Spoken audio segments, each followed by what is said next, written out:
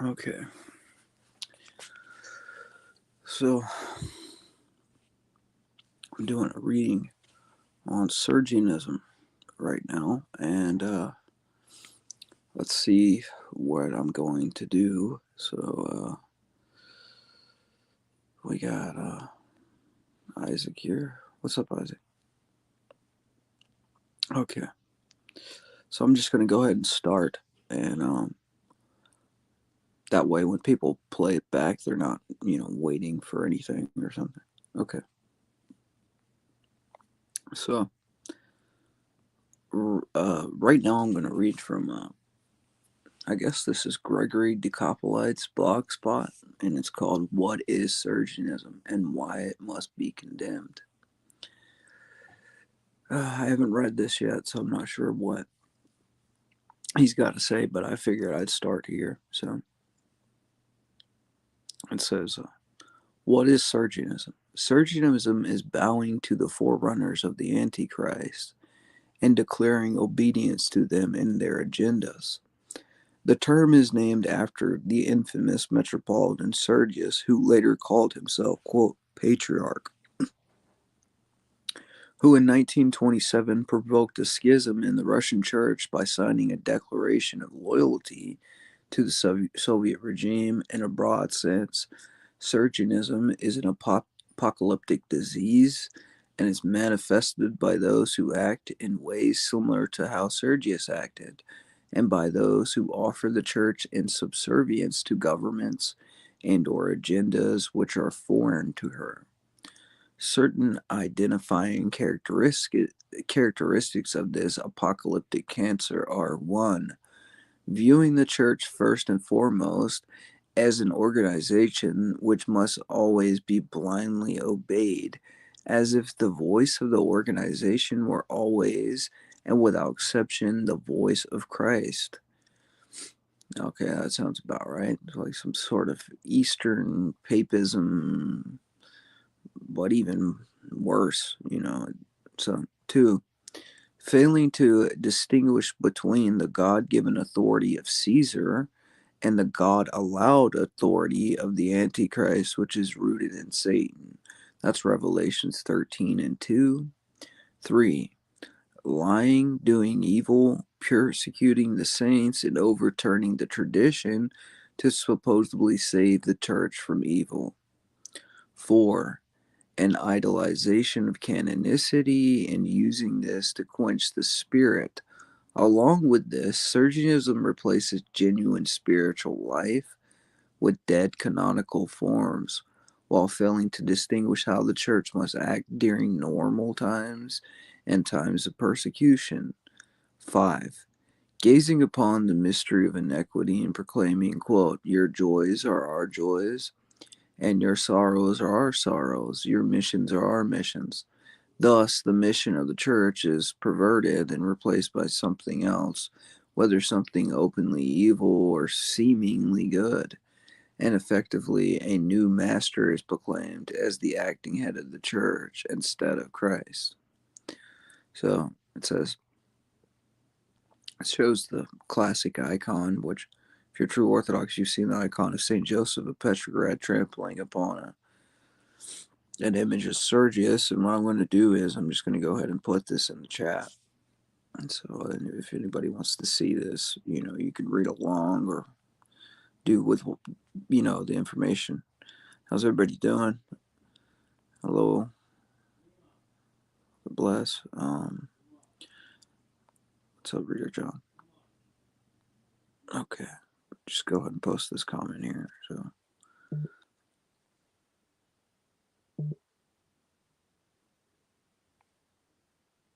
And there we go. That's what I'm reading from right now. And let's see. It says 6. Sinning against the dogma of the church by perverting her nature. This is done by identifying the church with Caesar or with Antichrist instead of with Christ. This attempts to turn the church from being the house of, quote, salvation into a political or social organization. 7. Betraying Christ and trampling upon the truth for the sake of obtaining or maintaining a legally functioning church organization. Sergianism attempts to kill and suppress the organism for the sake of organization. 8. Denying the spirit of martyrdom and confession of faith and making before the world a spectacle of the church by presenting Christ as if he were a pathetic slave without freedom or dignity. 9. The chiliastic spirit which aims to transform the existing social and political order through the establishment of, quote, Christian ideals in order to form some moral and religious, quote, well, not quote, new world order, or even to so supposedly establish the kingdom of God on earth. So it's this almost a form of theistic evolution. And if you look into this, this is what the new calendars teach as well. So it's not only, the Moscow Patriarchate and Rokor MP that's going along with them, that's sort of teaching this teaching of Sergianism, whether they know it or not. They say it's dead, but it's not.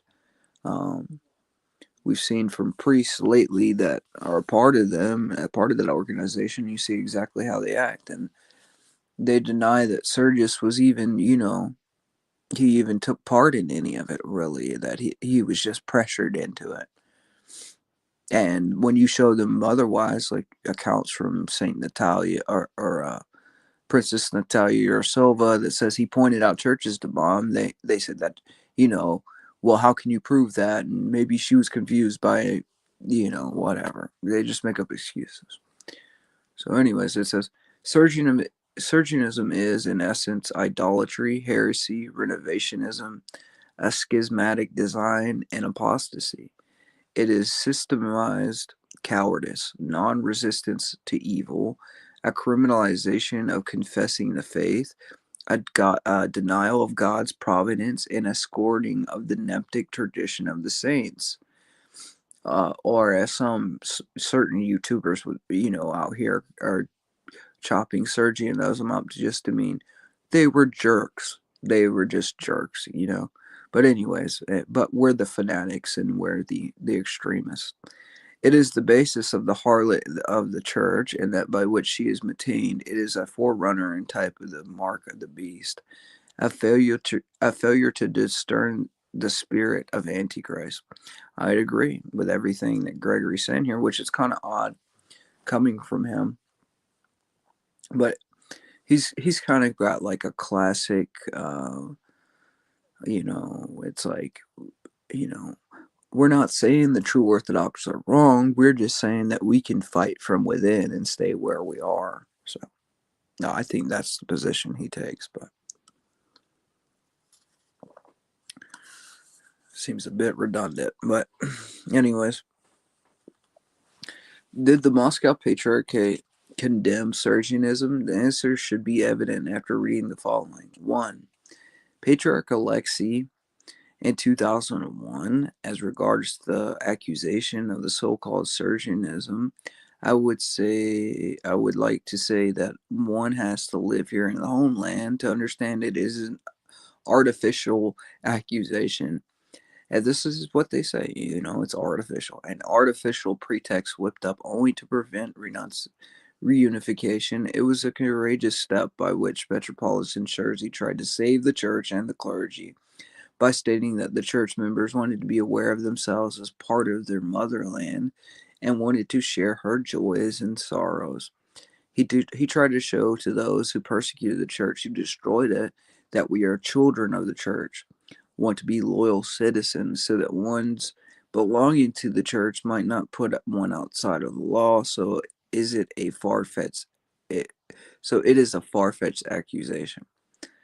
um, Classic. I mean, you read Russian Catacomb Saints. I think that's in the intro where, and I am Andreev also has a quote that says this is nonsense, like basically word for word what he's saying.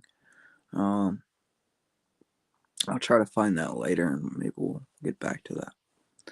But it goes on to, on July 18, 2002, the Moscow Synod ratified a document entitled The Relations Between the Russian Orthodox Church and the Authorities in the 20s and 30s, which declared, quote, the aim of normalizing the relationship between the authorities cannot be interpreted as a betrayal of church interest. It was adopted by a Holy Patriarch Tikhon, and it was also expressed in the so-called Epistle of the Solovsky bishops in 1926, that is, 1 year before the publication of the Epistle of the Deputy Patriarchal Local Tenens and Contemporary Patriarchal Synod. The essence and change in the position of the hierarchy consisted in the fact that the church, having refused to recognize the legitimacy of the new power established after the October Revolution in 1917, as the power became stronger, later had to recognize as a state power and establish bilateral relations with it. This position is not blameworthy. For an in-depth understanding of this issue from trustworthy sources, please see. Okay, so he's giving a source. Was Patriarch Tikhon the father of the Tikhonites or of the Sergianists? I haven't looked at that. I would assume that he's going to show the information is that he was the father of the Tikhonites and not the Sergianists, because that's the case. He was poisoned by the Bolsheviks. That's something they say never happened. They say he had a heart attack or something, and died, praising Stalin, or I don't know, whatever. I forget what they say. But anyways, here we go with three. On January 24th, 2005, Metropolitan Kirill Gondiev of Smolensk, head of the MP's Department of Foreign Relations, confirmed that the MP does not condemn Sergianism. Quote, we recognize the model of the church-state relations in the Soviet period did not correspond to tradition, but we are not condemning those who realized this model because there was no other way of preserving the church. The church behaved in the only way she could at that time. There was another path into the catacombs, but there could be no catacombs in the Soviet space. But of course, there were catacombs. There was an entire catacomb church full of martyrs and confessors.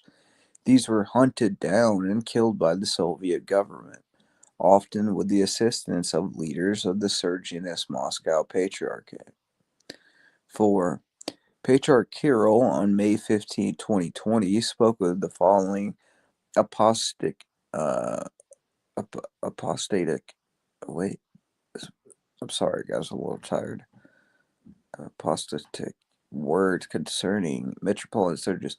His Holiness the Patriarch, of course, he had to make compromises, but these compromises never extended to faith, to church organization, that is, to those fundamental truths on which the life of the Orthodox Church is based.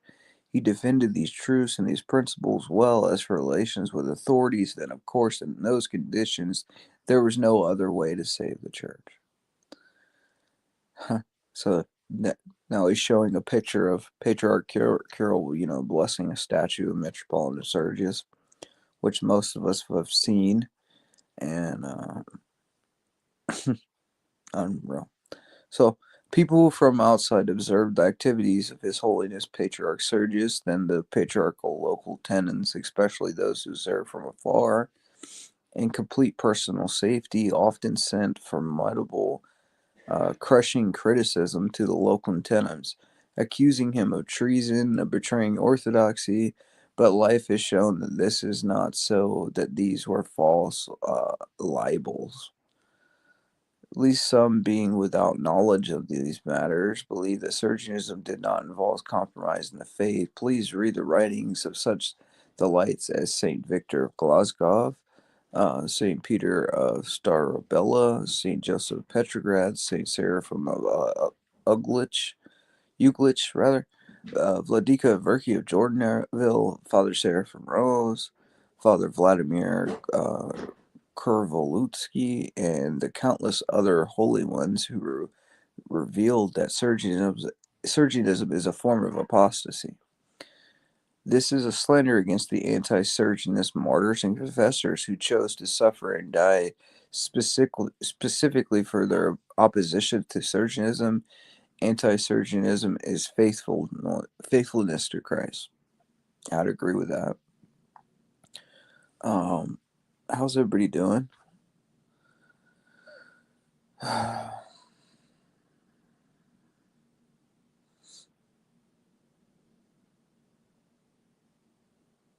Yeah, they do. They do deny it. He seems to be a conservative world Orthodox guy, but he supports, the true Orthodox Church of Russia. But I don't know how, you never see him posting anything really much about the true Orthodox Church of Greece, and maybe that's because he's, um, I, I've seen him venerate Elder Ephraim, and we could get into that and how strange all this is, but um, okay, so let's talk about this. Saint Luke, this supposed Saint Luke, right? He was one of the Sergianists, and there's something I'll read from later that shows that he bowed to Stalin, and he was a part of, the Moscow Patriarchate that pointed out people in the catacomb church to kill, and yeah, I don't consider him a saint.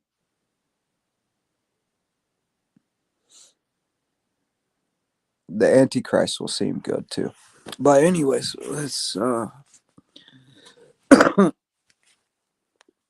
know just the same argumentation against a Roman Catholic against Iconoclast Protestantism. Cannot defend it against Protestants because of their own departure from tradition, but not theocracies like Elder Pi, I believe in those people. Yeah, it's very strange. I don't really understand his position. Um, you know, doesn't really make sense. It's kind of like, well, I support the ones I like. I support the true Orthodox I like, but I'm, you know, going to stay with a uh, new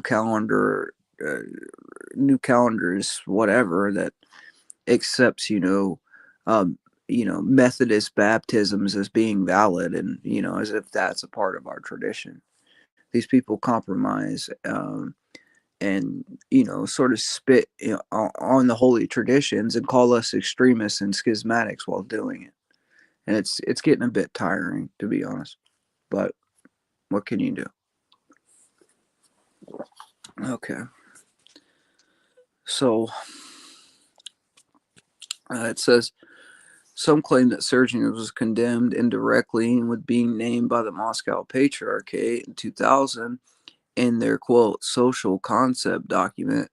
This statement, full of deceit, is the equivalent of someone saying the ecumenical patriarch condemned ecumenism because he professed the faith in one holy Catholic and apostolic every time he says the creed. It is nonsense, as the quotes above reveal. See, there he says something like that. Like, I don't understand. Like,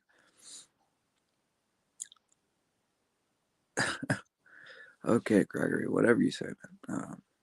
What does Sergianism need to be condemned? From the book, The Truth About the Russian Church Abroad, 2002, Jordanville.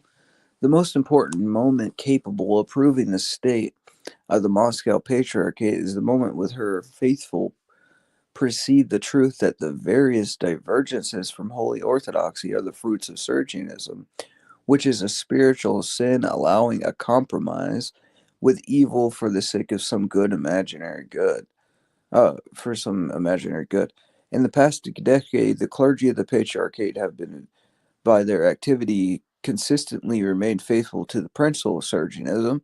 This principle must be rejected, for it will eventually lead its followers to bow to the Antichrist. And of course, at that point, these misled people will affirm that they're compromised, they are saving the church. And that's what's going to happen. So, all these people that say, like, we got to fight from within and we're saving the church, the reality is, uh, if you look back at the Seventh Ecumenical Council, which I did today, there was situations where people stayed with the iconoclast and they followed those heretics into the condemnation of the church. And that's, I mean, you know, it sounds like we're fanatics for simply holding on to holy tradition, because the chief virtue of the 20th century or the 21st century or whatever it is, I don't even know where I am right now. But whatever the chief virtue of now is, it seems to be acceptance. Just accept everybody and kumbaya, and it's kumbaya all with everybody except true orthodoxy. Saint Nectario of Archbishop of Yaransk, 1937. He says concerning the approaching triumph of orthodoxy over Sergianism. The saint quote foresaw that although our struggle for the truth of Christ was holy, it would be weak without success. From the history of the church, we see that all the fighters from the truth of Christ perished in the struggle, that the work of God for which they struggled triumphed only after their death. That is what will happen in our struggle with Sergianism. The people have become indifferent and lukewarm towards church questions, while the clergy, in its greater part, that is, have become simply fulfillers of the rites, whose only concern is to have enough to eat and live quietly. The church has departed into the wilderness. That is, she is hidden in secret places. This was it in the times of martyrdom, of iconoclasm, like I just was saying, and of all the heresies where there was a persecution against the porters of divine truth, while our time is that of the preparation for the Antichrist and his kingdom. See, this is what's going to happen, is that the supporters of truth are going to be labeled as fanatics and crazy and insane and extremist and zealots, while the people that are doing all the betrayal are labeled as canonical. TM, put a trademark behind that. So because people go off of what they see. It's like, oh, it's a beautiful church, but who's funding it? Who's funding that church? Where's that money coming from? Got to start asking these questions. Why are they involved in the World Council of Churches? Why are they involved with the Soviet state? Why has there been a KGB patriarch in the Moscow Patriarch since the 1920 or something? Why is that? You know, and then we get documents, CIA documents, and they say, well, that one doesn't count and that one doesn't count. I mean, you talk to their priests, they're just in complete spiritual delusion, uh, propagating propaganda. They've compromised. There's some sort of spiritual death going on where they can't see, like a curtain's up, like a veil. I don't know. Anyway, Saint Nectario, Archbishop of Yaransk, 1937, says, for more information about for more information about the new martyrs and confessors of Russia and many holy ones of historical roll call, view Sergianism, please see 41 testimonies on Sergianism. I'm going to read from that, by the way. So I'm going to read that now. These 41 testimonies on Sergianism.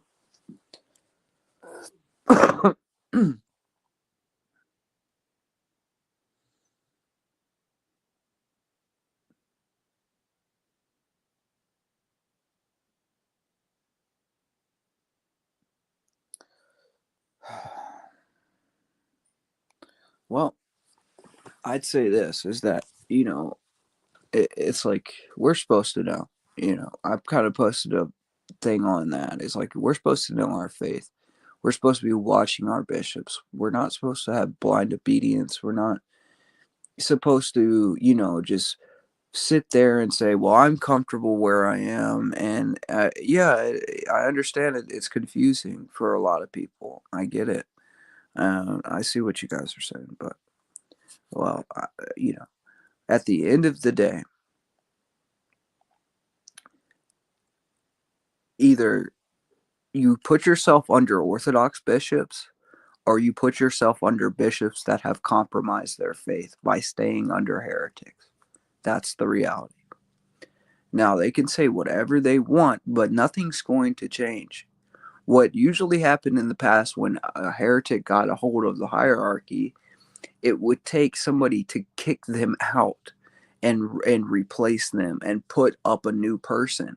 because these people aren't taking themselves to councils. They're saying wait till a council. You'll have, you know, some a very famous, YouTuber priest telling everybody to wait for a council. But who's going to call the council? The ecumenists? Are the ecumenists going to call the council on themselves?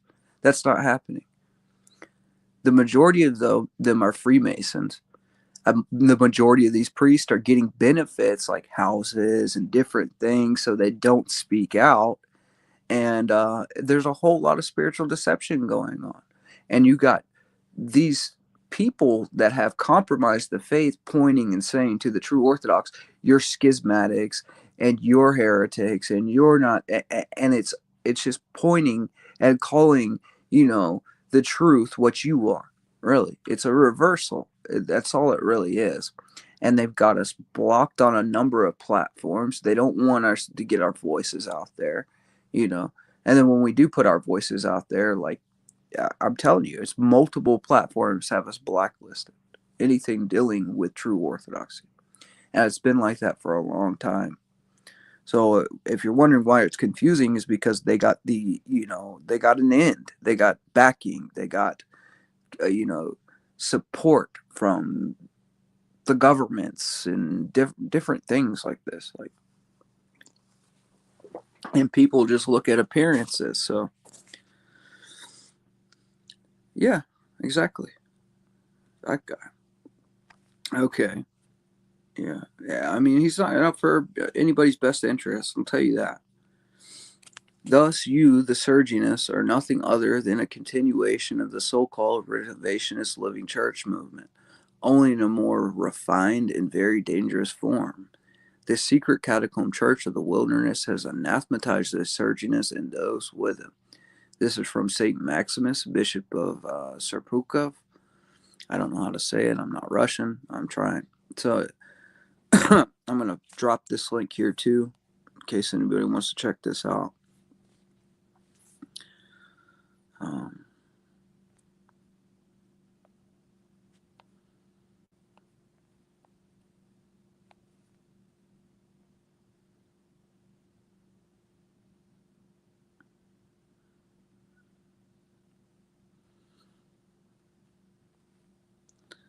Facebook website. I don't. Oh, okay. Okay. I think I know what you're talking. I think I see what you're getting at. Like a social networking site for the faith. That'd be interesting. Archbishop of so we got Saint Dimitri here, Archbishop of something. He said he wrote concerning Sergianism as apostates from the Christian faith. Concerning Metropolitan Sergius himself, he wrote that he sinned not only against the canonical order of the church, but also dogmatically against her person, blaspheming the sanctity of the exploit of her confessors by casting doubt on the purity of their Christian convictions as if they were mixed up with politics, against her conciliarity by his and his synod acts of coercion, against her apostolicity by subjecting the unity with Metropolitan Peter, who did not give Metropolitan Sergius alteration for his later acts, beginning with the epistle declaration of July 16th, 29th, 1972. And this next quote is from St. Joseph of Petrograd. He says, "We will not give the church as a sacrifice over to the mercy of betrayers and foul politicians and agents of atheism and destruction. By this protest, we do not cut ourselves off from her, but we cut away, and we will never go away from the bosom of the true Orthodox Church. But those who are not with us and for us, but against us, we consider her enemies, betrayers, and murderers. It is not we who go into schism by not submitting to Metropolitan Sergius, but rather you who are obedient to him go with him into the abyss of the church's condemnation. Metropolitan Sergius has shown himself to be such a schismatic. The defenders of Sergius say that the canons allow one to separate oneself from a bishop only for heresy which has been condemned by a council. Against thus this one may reply that the deeds of Metropolitan Sergius may be sufficiently placed in this category as well. If one has in view of such an open violation by him of the freedom, the dignity of the Church of the one holy Catholic and Apostolic, but beyond this, the canons themselves cannot foresee many things, and one can dispute that it is even worse and more harmful than any heresy when one plunges a knife into the church's very heart, her freedom and dignity. Which is more harmful, a heretic or a murderer of the church? He makes a lot of great points there, and I think the majority of true Orthodox view, St. Joseph, Petrograd as our rally cry, and it's 100% true. This is someone that they called a schismatic and said that you're separating yourself. You have to stay under Metropolitan Sergius, and he says, no, I don't. I have to stay under true Orthodox bishops who confess the faith, who don't bow to Antichrist governments. Because what's going to happen when Antichrist comes? Are people going to say, well, Antichrist is in the canonical church. You have to be with that canonical church or you're not going to heaven or something? Whatever they're telling you, we have to have more discernment than that, because the devil appears as an angel of light. These people are being lied to. They're lying to other people. They're confusing people because they're themselves are confused. The blind leading the blind. That's what's happening. Wolves in sheep's clothing. You know that at the it says oh, I can't even read. What is going on? That at it something. Out of unity there is no salvation. The organism of the church is one. Christ is the head of the church, the mouth, the eyes, the hands, the feet, the pastors, and the teachers. The organs of the church and the body of the church is all who believe in the name of our Lord Jesus Christ. The whole body moves with one spirit and is animated by one heart. A part of the body which is not nourished by the heart's blood falls away and perishes. Thus, before our own eyes, did the revisionists fall away from the church. They did not wish to be in communion with the primary person of the church, the most holy patriarch, and now they are gradually rotting away, like some useless hand or foot that has been cut off and thrown on the ground.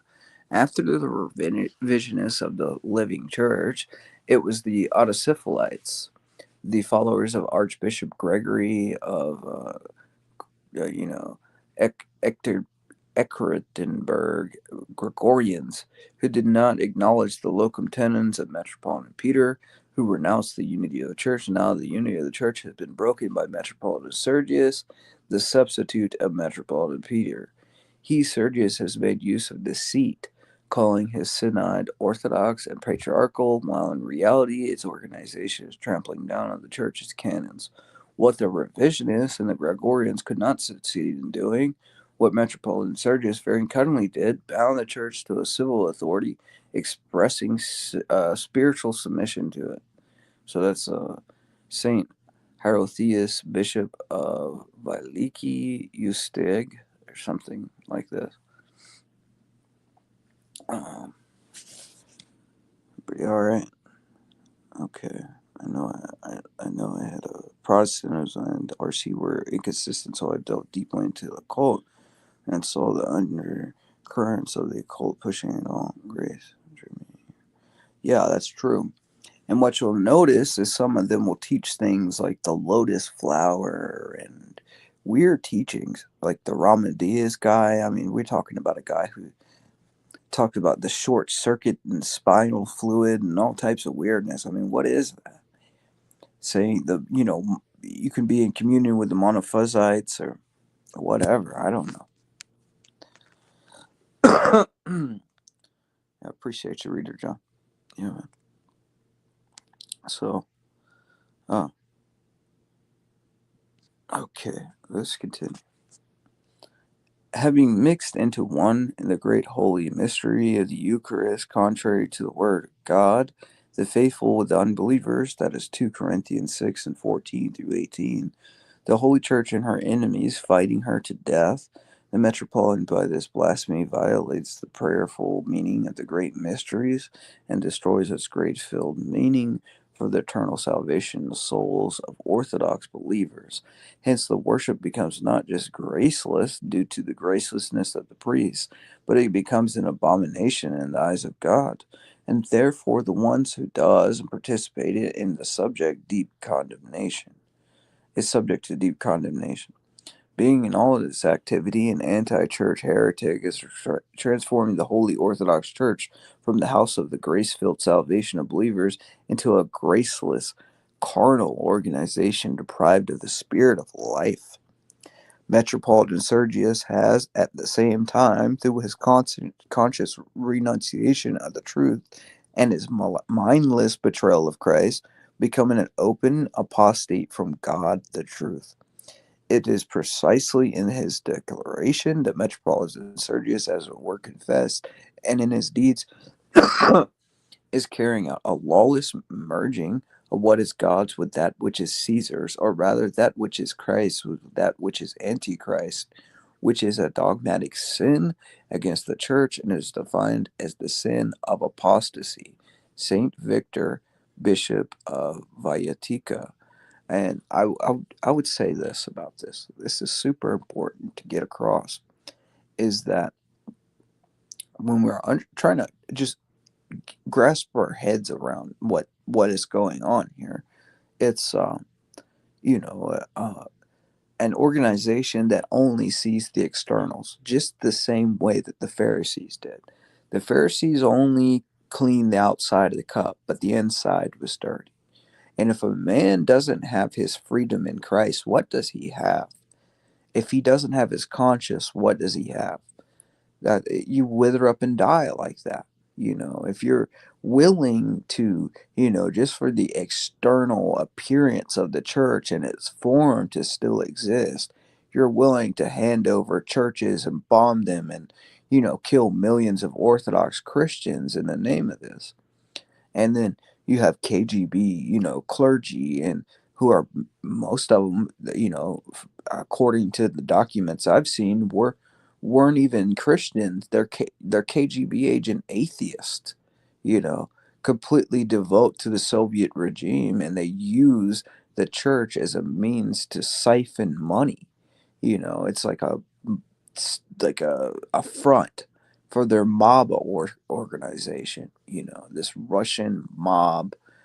They poison, they've killed, they've done some diabolical things. Two Christians, two truly Orthodox Christians that stood up against them.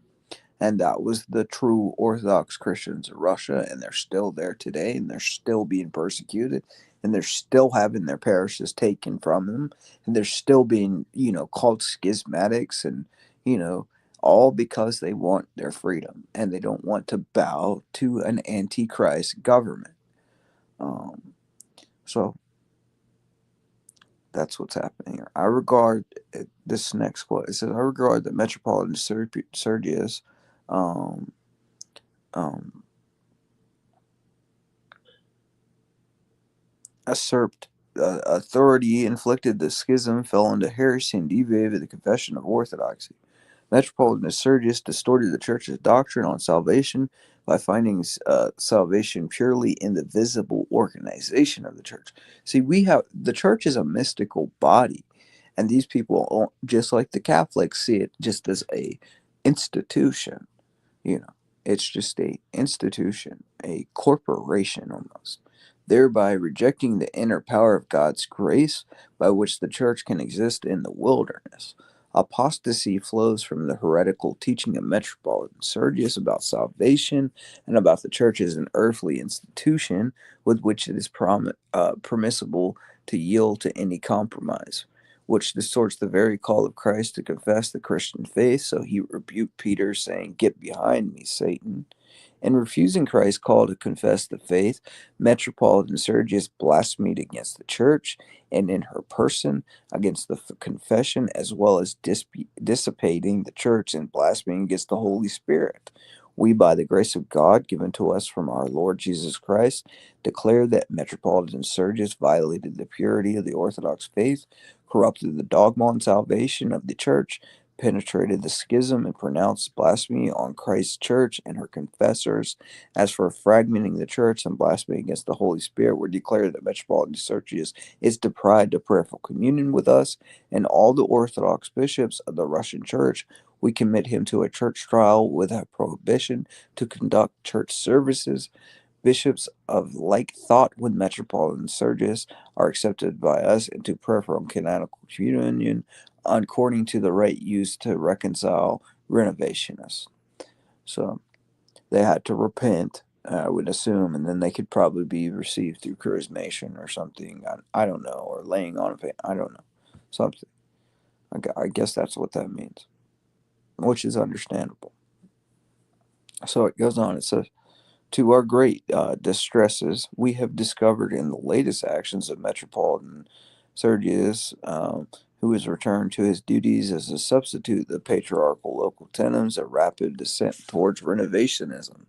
By his actions against the spirit of orthodoxy, Metropolitan Sergius has torn himself away from the unity of the Holy Catholic and Apostolic Church and has forfeited the right of his presidency in the Russian Church.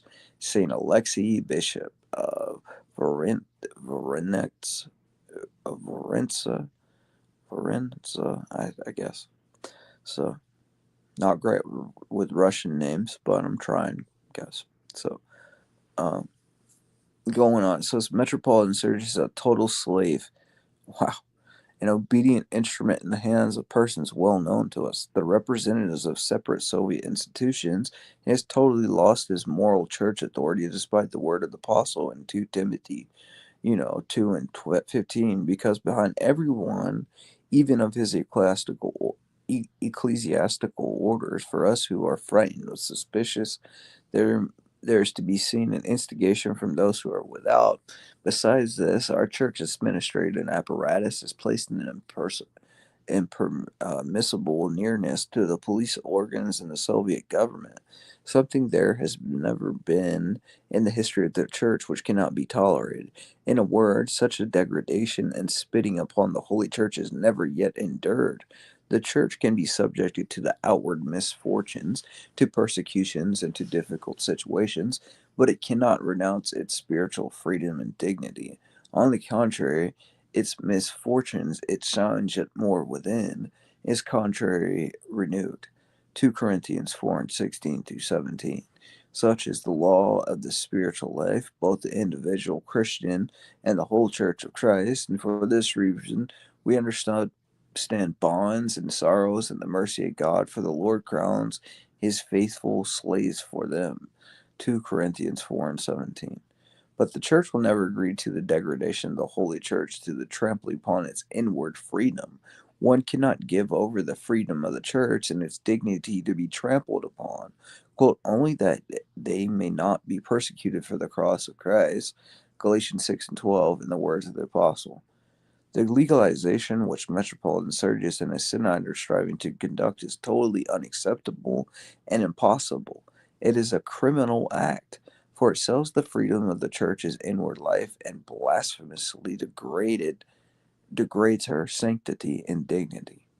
That's from the Epistle of St. Pachomius, Archbishop of Chernigov, pictured above, and Averki, Archbishop of Volhynia, and Zipsamir, pictured to the left at the time of this. Okay. All right.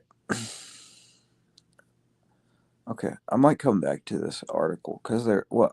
Well, I'm going to read this last quote. I think this is from, you know,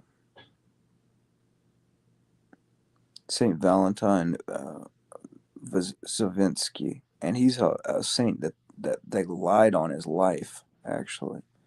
And this is pretty common. So, I am breaking off canonical and prayerful communion with you, Sergius, as well as with everyone who is canonical communion with you. And I no longer consider you the substitute of the local tenants of the patriarchal throne. You are placing the church in the same dependence of the government in which the first two renovations wished to place it in defiance of the holy canons of the Church and the decrees of the civil authority itself. Both the living Church, which seized the authority of the Patriarch, and Gregorianism, which seized the authority of the local tenons, and now you, who have abused the latter's trust, are all doing the same general anti-ecclesiastical renovationist work, but you are the founder and the most dangerous of its forms, because while renouncing ecclesiastical freedom, you at the same time you preserve the fiction of canonicity and orthodoxy. This is worse than violating of separate canons.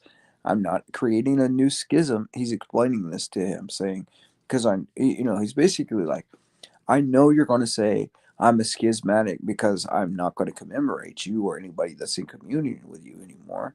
So he clarifies this in his letter to Sergius. He says, I am not creating a new schism, and I do not break the unity of the church.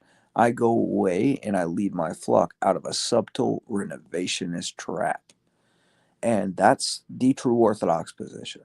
It's not us who's, in schism away from innovators who are disrespecting and trampling on the holy traditions. We're walling ourselves off from these people.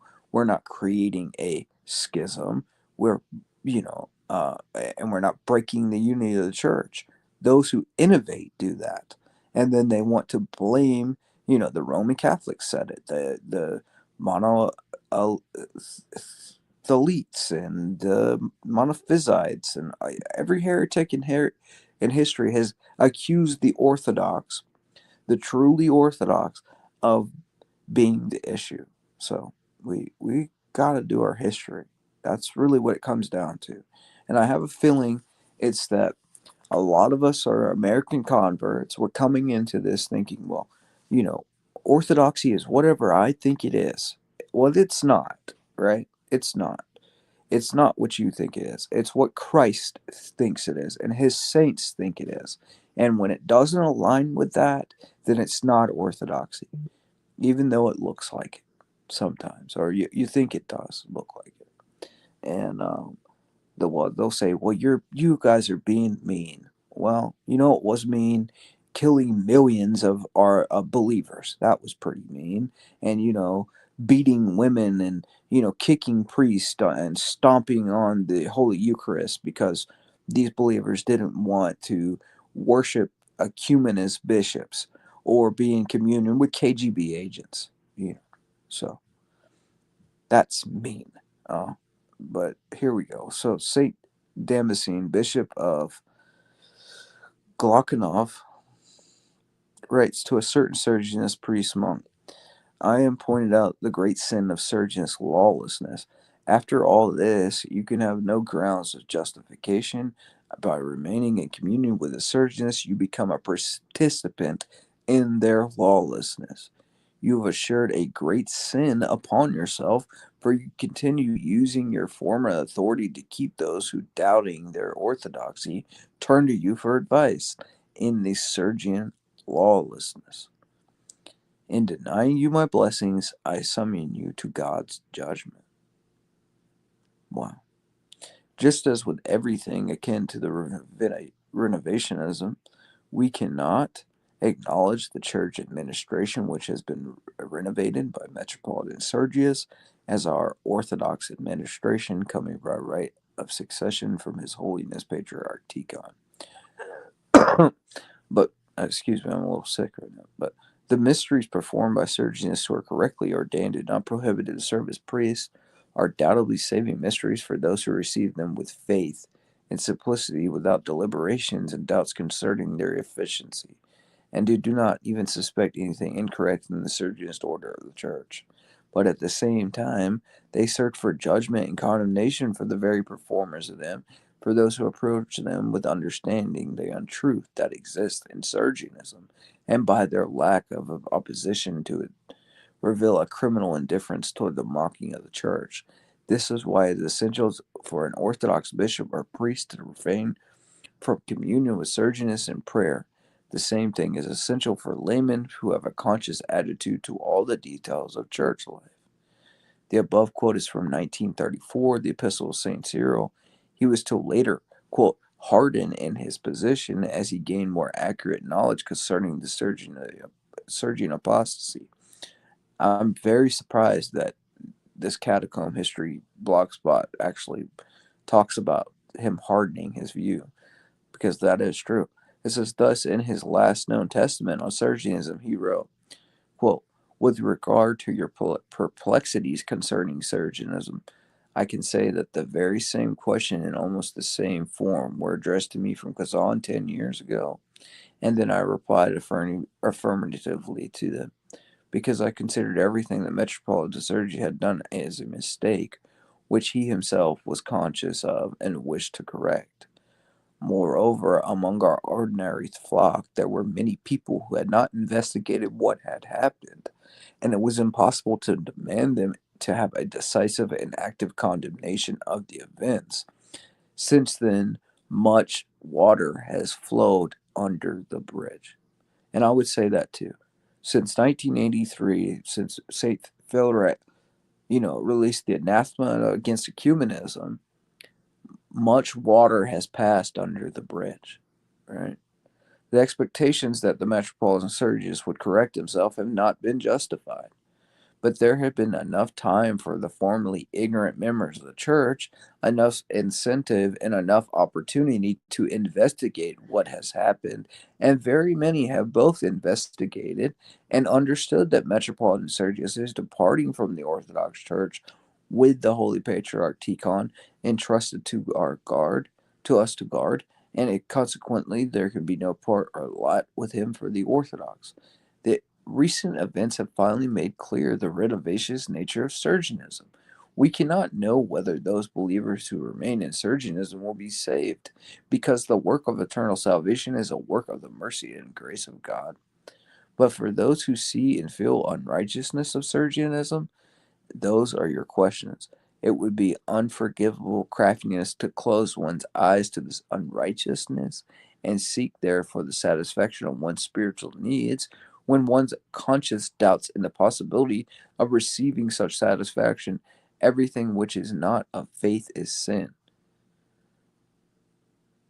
And this is a main point. I was reading the Seventh Council earlier, and it was talking about how, um, it'd be one thing if those were the only bishops that you had, right? Like you had no other options. But when you can put yourself under true Orthodox bishops, what's the excuse for staying under Freemasons and KGB agents? What's the excuse? What are you going to tell Christ? I didn't know, when you could have looked. Just, I mean, it's not that hard to find out what's going on in world Orthodoxy. If the information's out there, we got to be looking, for those people out there. And I pray for you. Forgive me if I sound harsh, but we've got a lot of priests and a lot of lay people saying some pretty awful things about us lately, and it's kind of getting annoying. And I'm not gonna lie about it. This is a clapback.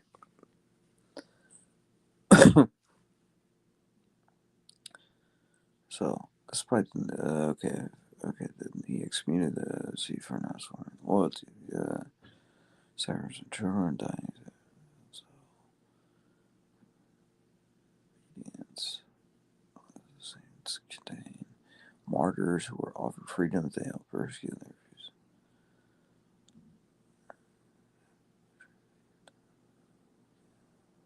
It's all interesting, Maximus. Okay, so um, let's see. Speaking of the Sergius, St. Bartolome, Bishop of Mykop, states that they are even praying for them, the Bolsheviks, in their churches during the offering of a bloodless sacrifice at the Holy Liturgy. The Bolsheviks killed millions of people. I just want to throw that in there. Millions. And these people are praying for them. And even today, Putin wants to, re-establish the Soviet Union, and it's so obvious. He's got, you know, uh, the Soviet symbol everywhere you look in their churches, on their flags, and people will just say, "Well, he's just it's it's not what you think it is." But yes, it is. Yes, it is. Stop lying. In this way, has the union of the Antichrist with the church of the evildoers been sealed. The God-fighters have given Metropolitan Sergius a place in their state, for which Metropolitan Sergius has given the God-fighters a place in the Holy of Holies, and planting the abomination and desolation in the holy place. The condemnation, the commemoration in church of the God-fighters authority outraged the feeling of the believers. The Bolsheviks know this well and want to outrage the holy things in their venerators. So it's a form of, this, what this sounds like to me is a, like a humiliation ritual type thing, like evidently forcing Metropolitan Sergius himself to do the same, that is, to outrage the holiness of our divine services. All those who have refused to obey their orders have been accused of counter revolution. Vis Sosolev talks to three conversations of an ecumenical cathedral in which the Antichrist offers all the hierarchs protection and privileges for which obedience to himself is demanded. Almost all the representatives of the clergy agree to receive these privileges and recognize him as their head. And this is very similar to the position of the present day renovationists and the Sergianists welcome and pray for the Antichrist for his benefits and promises. These people are getting paid. Sergius was set up. His people, a lot of them were set up, but along the way, they started getting treated bad too. So, because, the Bolsheviks sort of just went back on their deal in a lot of ways. So, it goes on. It says, quote, such is the opinion of the false head of the false patriarchal church, Metropolitan Sergius, who after all this can recognize him as their head. From whom will this false head remain as such, in spite of his betrayal of Christ? Imagine readers like recognize him, many recognize him. They curse him, but they recognize him as their canonical head. As it were better to sit in hell with such a canonical head than without any head at all. All the followers of the lying Metropolitan Sergius are themselves filled to overflowing with lies and cunning, and have fallen away from the truth of Christ, and they have fallen away from the church of Christ. The Holy Catholic and Apostolic Church is the same uh, other place, but not with Metropolitan Sergius, not with his synod. And you know what? I'm just gonna say it. Like, I shouldn't say it. Never. I'm not even gonna say it. There's a priest out there that's in the MP, and he's the biggest liar I've ever come across. It's unreal. Uh, he's like a little Sergius. The Holy Church will recall the sins of Sergius and his co-strugglers with horror. Places a name next to the names of the ecumenical false patriarchs Nestorius, Dioscorus, and the other terrible traitors against orthodoxy. When the hierarch Athanasius of Alexandria was expelled from his see by a heretical emperor, then of course hierarchs were found who readily carried out all the unlawful commands of the Czar. These hierarchs were called by St. Athanasius not episcopomi, well, not bishops, but some cataspopi, the emperor's spies. Okay, so I see what he's saying here. He's saying these were basically, double agents for that worked for the emperor that kicked him out. Deprived all the gifts of grace, such are the contemporary uh, kataskopoi. I don't know this word. They are destroyers of the churches of God and of church life in general, such as Metropolitan Sergius. As for the Renovationists and Metropolitan Sergius, they have completely bowed down to the beast, which is of the holy book of the Revelations of John the theologian speaks. That is why every son of the church must flee these betrayers of Christ without looking back. That's St. Andrew of Archbishop of Ufa. So I'm probably gonna go to another thing here because I'm getting a little over reading just quotes. Because I have a lot here. Okay, so this is an essay, The Moscow Patriarchate and Sergianism, an essay by Boris Talantov. And I can't give anybody, a link to this because it's in a uh, digital copy. I have a digital copy of this, but I'm sure you could find it pretty easily.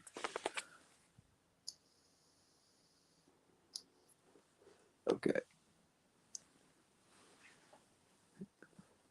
It says, The Moscow Patriarchate and Sergianism. The two texts that follow, they are actually two parts of a single essay, are of a critical importance for understanding the Russian Orthodox Church under communist yoke. They were written by a true confessor of Orthodoxy who died in prison in the Soviet Union in 1971 for having written these and similar texts. They are presented here as a direct response to the plea of the author himself. Page 484 of Russia's Catacomb Saints. It says, quote, This betrayal must be known to all the believers in Russia and abroad, because such an activity of the Patriarchate represents a great danger for all believers. End quote. The texts are primary documents exposing with direct, irrefutable proof that the conscious betrayal of Russian Orthodoxy by its own hierarchs. Russian Orthodoxy today, betrayed by its hierarchs in the USSR and represented only by three bishops abroad and by a remnant of the faithful at home and abroad, lives in expectation of a restoration of true and canonical church order. Okay, so after this, depending on how much this paper explains, I'm just going to go ahead and I'm going to jump to Rocor Demise, I think. Or maybe I might read from High Treason for those people that aren't aware of these documents. If I don't get to those and I end up reading something else, remember what I'm saying. Look up the paper High Treason. You can find that at orthodoxtraditionalist.com and look up uh, Father Stephen Allen, Rocor Demise. Both these papers are extremely important. So, to understand what's kind of going on here.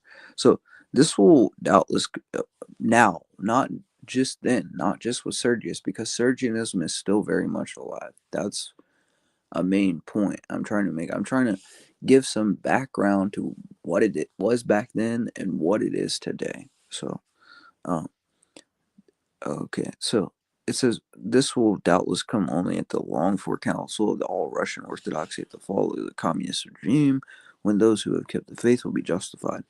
For this restoration of true order, the writings of Boris Tantalov will be invaluable testimony, for they come from one who consciously experienced the Soviet yoke from its beginning, and they thus testify from within not only to the effects of the Russian church life during those years, but more importantly, to the attitude towards them of the Orthodox faithful. Previously, this had been known to some extent through those who escaped from its USSR, but from within the country there was nothing to be heard from the uh, re- repetitious propaganda of the Moscow Patriarchate, which attempted to drown out the truth and did indeed succeed in duping a whole generation of gullible church figures in the West. But now, at the culmination of a decade of protest, the true attributes of the faithful who remain in Russia have become known. And they're still duping people, and world orthodoxy as a whole is duping people. They have no clue that they're sort of working for Antichrist Church right now.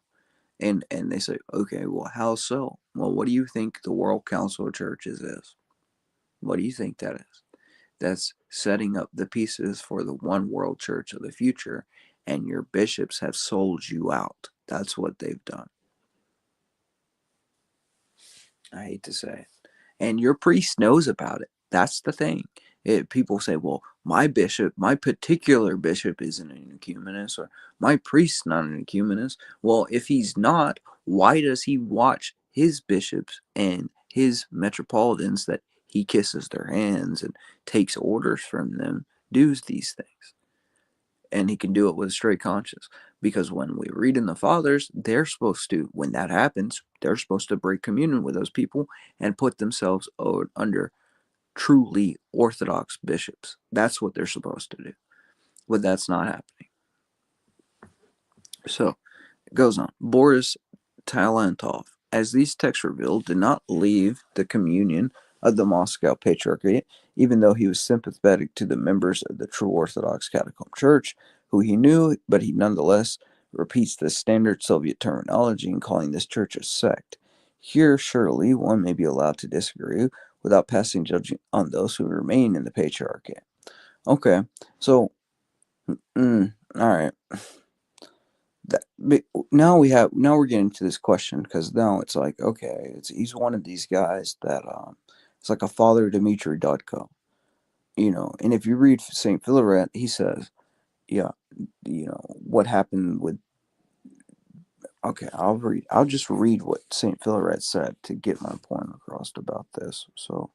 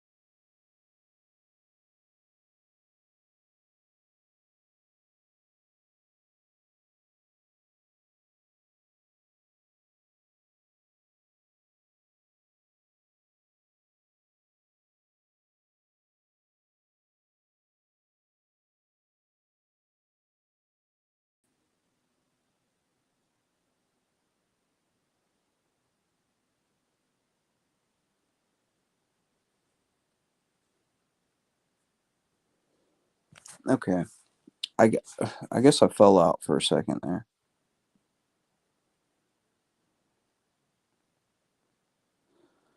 Huh. Wow. I didn't know they said that. Well, I mean, Putin kind of talks about communism is just like Christianity or something, doesn't he? And there's a great paper by Vladimir Moss. It's called "The Continuation of Soviet Power," and then he's got another paper called "Putin, the Communist Christian." These are two papers you can find. I don't know if his website's working or what, but you can find them on the Academia app. Um, I guess no one heard the Saint Philaret quote, or did they? Did anybody hear the Saint Philaret quote? Someone tell me that.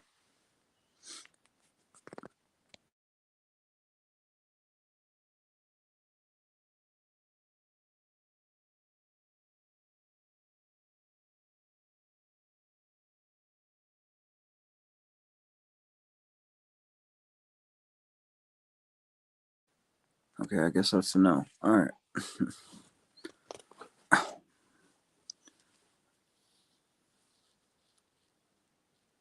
All right. I'm gonna go ahead and read this, but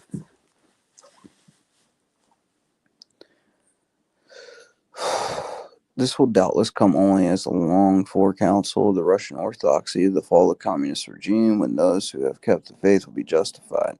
For this restoration of true order, the writings what? For counsel or after the fall of the communion, when those who have kept the faith will be justified.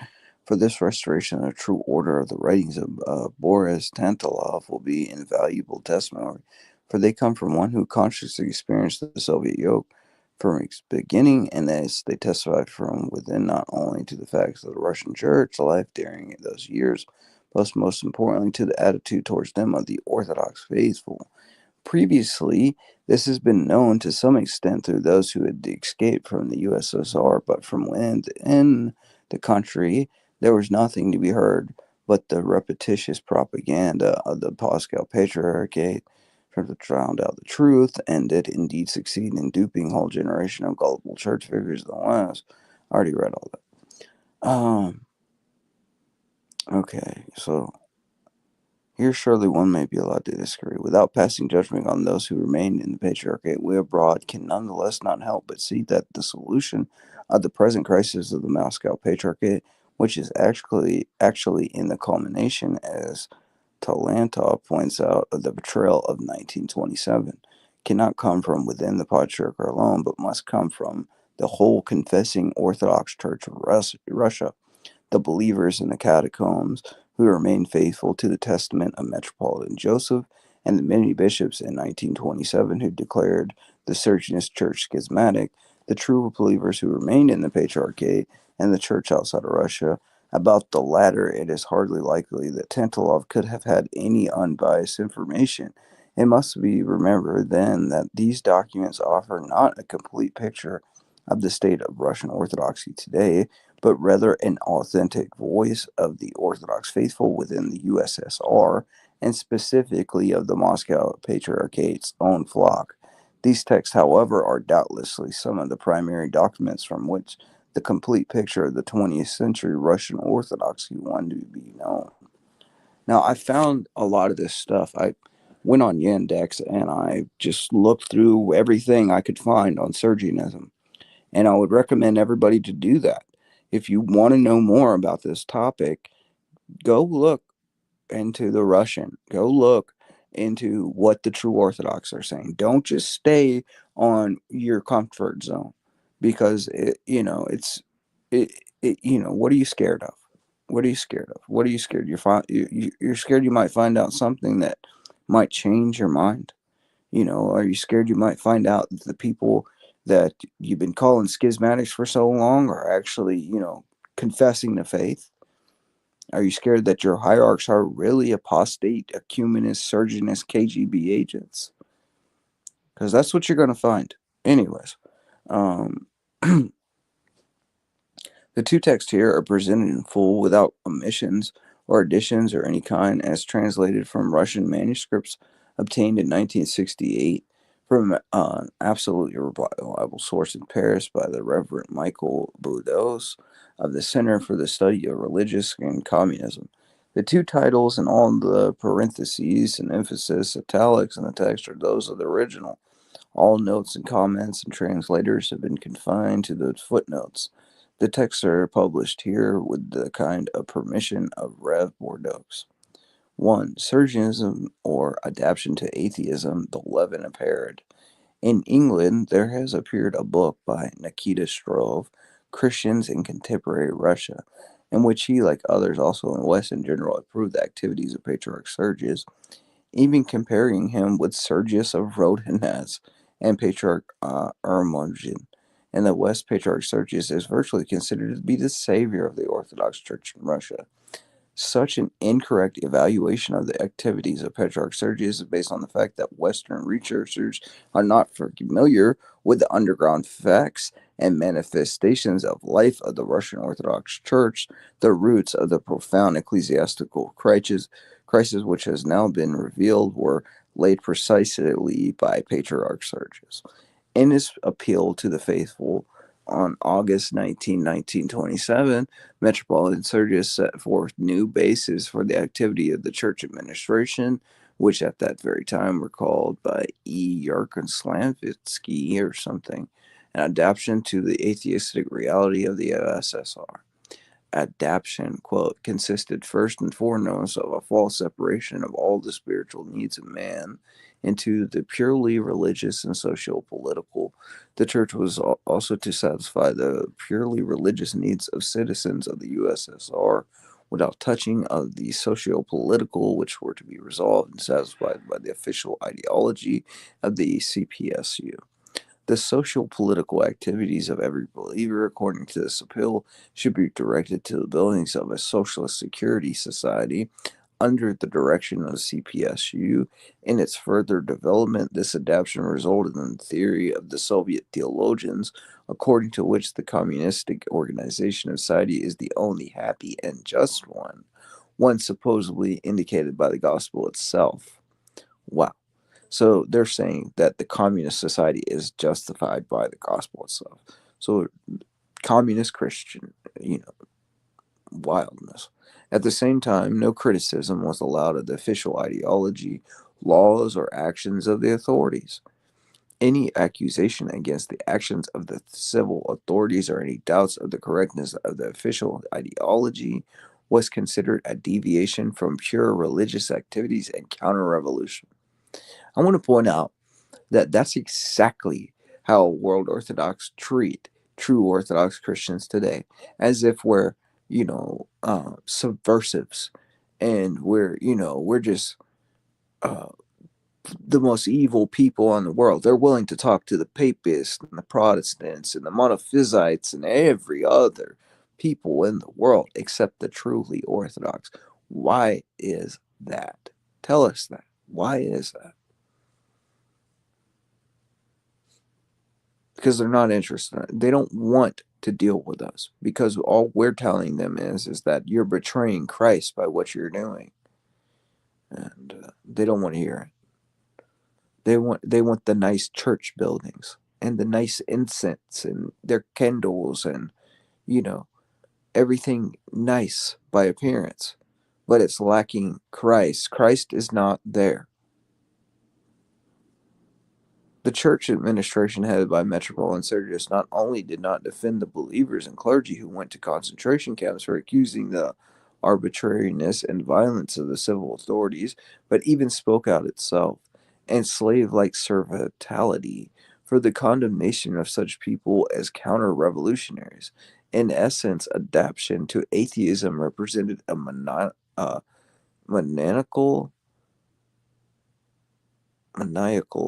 union of Christian dogmas and rites with the social political views of the official ideology of the CPSU. So, the Communist Party of the Soviet Union, in other words. In actual fact, all religious activity was reduced to external rites. The church preaching of those clergymen who held strictly to the adaptation was told to be remote from life and therefore had no influence whatsoever on hearers. As a result of this intellectual, social, and family life of believers and the raising of a younger generation remained outside the church's influence. This concealed great dangers for the church and Christian faith. One cannot worship Christ and at the same time, in the social and family life, tell lies, do what is unjust, use violence, and dream of an earthly paradise. Because that's what communism is.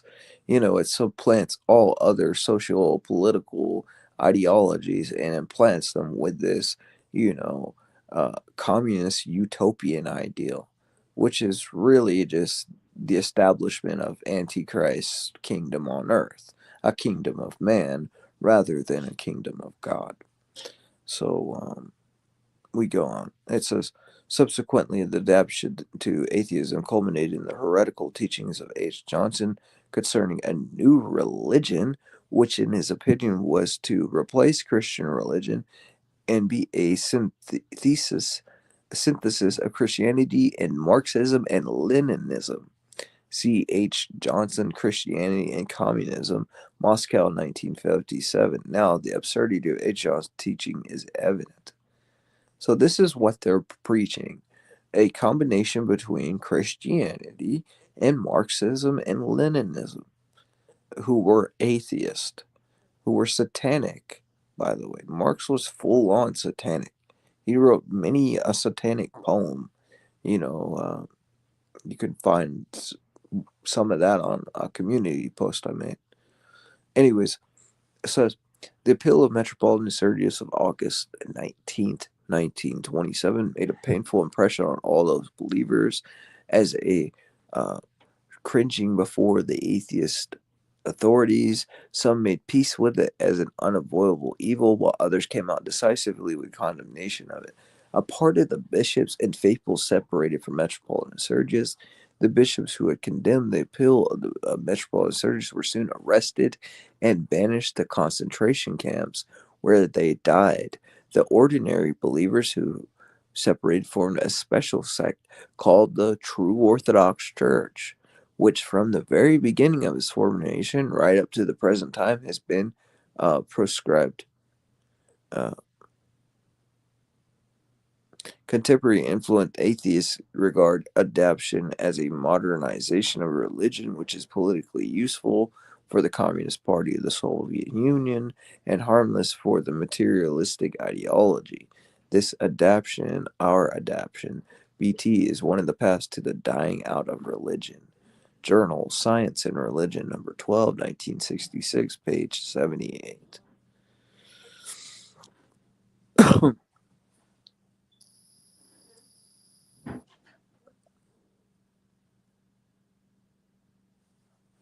How's everybody doing?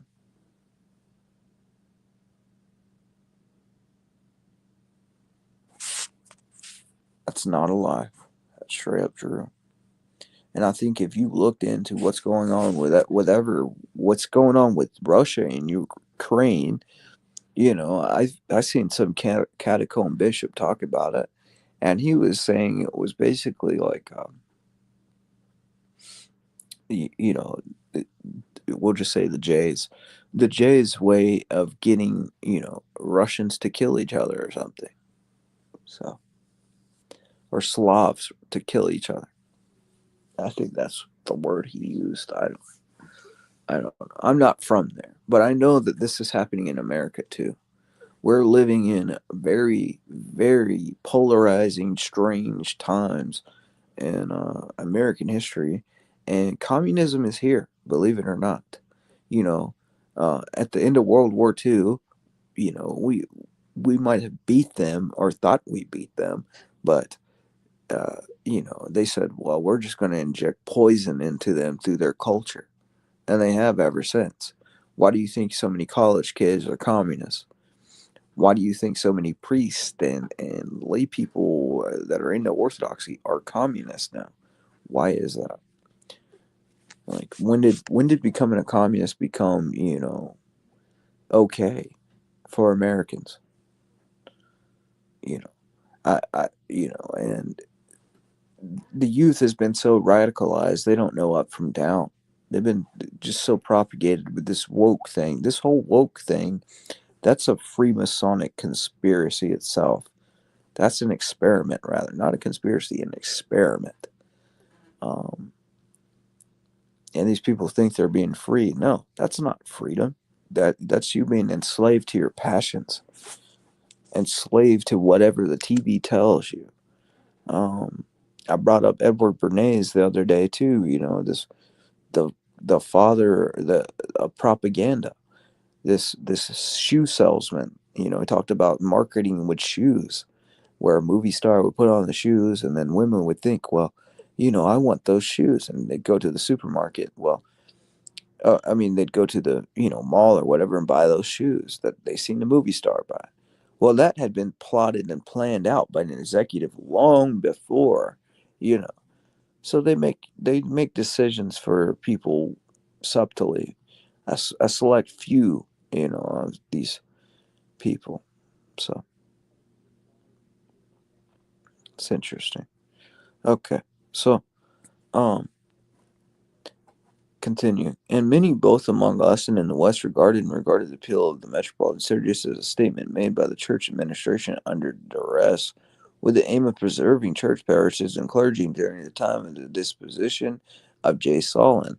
But this is incorrect. The Communist Party saw this appeal, the church's weakness, the readiness of a new church administration to fulfill unconditionally any instructions whatsoever of the civil authorities, a readiness to give over to the arbitrariness of the authorities under the guise of counter-revolutionaries, these clergymen who dared to accuse arbitrariness and violence. Here is how Yaroslavsky evaluated this in 1927. With religion, even though Bishop Sergius may have been adorned in whatever worldly garb you may want, with the influence of religion on the masses of the workers, we shall wage war, as we wage war with every religion, with every church on religion in Moscow. Wow. And there's a famous quote from, it's, Vladimir Lenin, where he says, if you want a patriarch, we'll give you a patriarch. If you want a church, we will give you a church. But it'll be we that give it to you, or something like that. I'm kind of paraphrasing, but anyways, here we go. So it says, objectively, this appeal and the subsequent activities of Metropolitan Sergius were a portrayal of the church. From the end of 1929 until June 1961, there occurred the mass closing and barbarous destruction of churches, arrests, sentences by Trukas, Troikas, I don't know how to say this, and secret trials of virtually every single clergyman, most of whom were simply physically exterminated in concentration camps. In 1930, Pope Pius came out before world public opinion with a protest against the persecution of Christians in the Soviet Union. How did Metropolitan Sergius react to all this? In the Theophany Cathedral of Moscow, with a cross in hand, he came out with a declaration there was no persecution at all against believers in their organization in the Soviet Union, and there had never been any. And they still do this to this day. They deny that anything, Sergius didn't do anything, and they blame it on the Bolsheviks, and whatever. So, uh, individual clergy and believers, according to the assurance, were tried not for the faith, but for counter revolutionary manifestations of the Soviet regime. Such a declaration was not only a monstrous lie, but also a base betrayal of the church and believers. By this decision, Metropolitan Sergius covered up the monstrous crimes of J. Stalin and became obedient tool in his hands. This is super interesting, honestly. And I want to point out that there's a letter out there, and if you follow Unseen Warfare on Twitter, I posted that letter where, yeah, KGB Kirill, who's the modern day, uh, patriarch of Moscow, has called Joseph Stalin our quote great Orthodox leader. You just scroll around a little bit, you'll find it. But yeah, it's absolutely insane what these people are about, and they've convinced so many people that they're the church, um, and they're canonical. Okay, so it goes on. It should be noted that although the majority of bishops in 1927 acknowledged the Metropolitan Sergius as their head, nonetheless, in their activity they did not hold to the appeal, and in their sermons they courageously accused the arbitrariness, lawlessness, and cruelty of the civil authorities, called on the people to stand firmly for the faith and help the persecuted. Therefore, for their sermons, they were quickly placed in concentration camps and perished there. Of course, many clergymen and believers were placed in concentration camps for no reason at all, as potentially potentially dangerous elements. In these circumstances, a courageous statement of Metropolitan Sergius in defense and justice of faith could have been of great significance for the fate of the Russian Orthodox Church, just as a courageous battle for the faith and justice of the Cathedral of Wyazintski had a great significance for Polish Church at the end of the 1940s. And what did Metropolitan say by his adoption and monstrous lie? At the beginning of the Second World War, in every region, out of many hundreds of churches, there remained 5 or 10, the majority of priests, and almost all the bishops, with the exception of a few who cooperated with the authorities of the Metropolitan Sergius, had been martyred in concentration camps. This Metropolitan Sergius, by his adoption and lying, saved no one and nothing except his own person. In the eyes of the believers, he lost all authority, but in exchange, he acquired the goodwill of the father of the peoples, Joseph Stalin. The majority of the churches that remained did not acknowledge Metropolitan Sergius. Um, and there's a book on Saint Nectary that Platina had released, and in the book, there's two people come up to Elder Nectary, and they say he says something like Metropolitan Sergius, uh,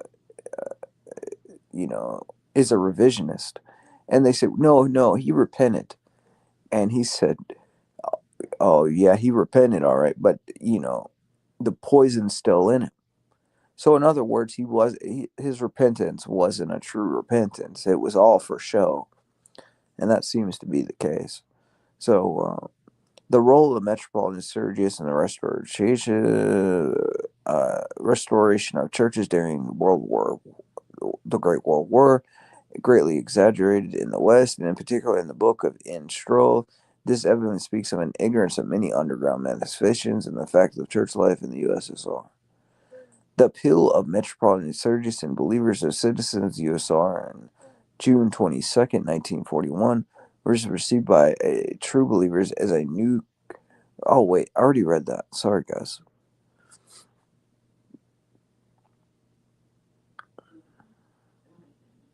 Thus, the opening of churches within the narrow bonds of what was not the work of the hands of Metropolitan Sergius Patriarchs, but rather the opening was done by the atheist regime itself under pressure from the simple people in order to pacify them.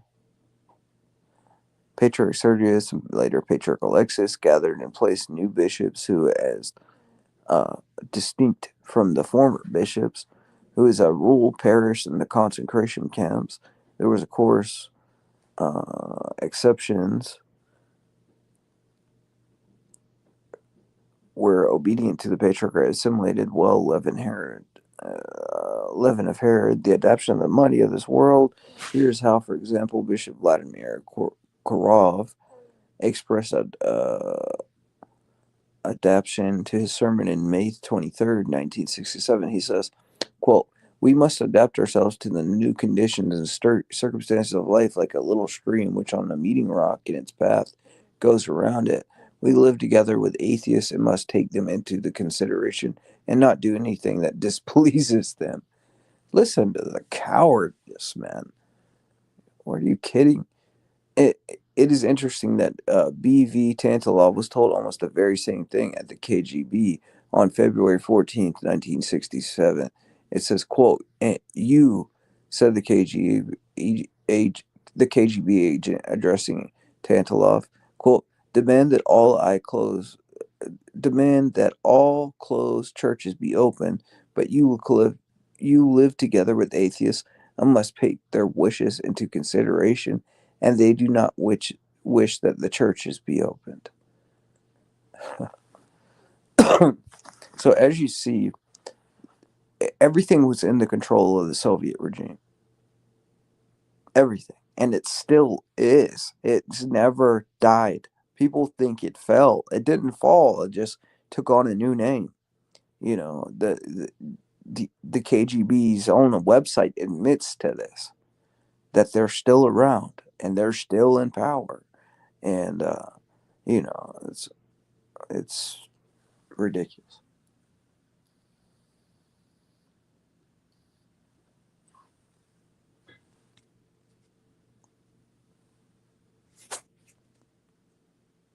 My boy.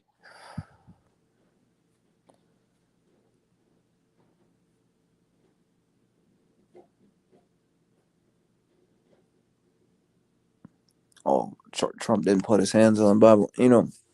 I'm convinced after what I've seen with him and whatever that whole Canada and all that stuff, that weirdness that we were reading about on the New World Order episode. Yeah, I would say he's subservient to somebody, and it ain't us, man. That's all I'm saying.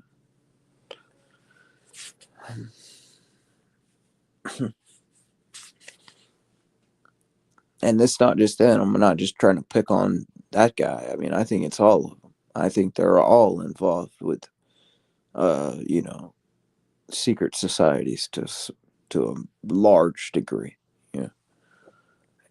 So here we go. It says in the Saint Seraphim Church in Kharov on January 20th, 1966, the day of the commemoration of Saint John the Baptist, one priest said in his sermon, John the Baptist taught everyone very simply, obey the authorities in everything.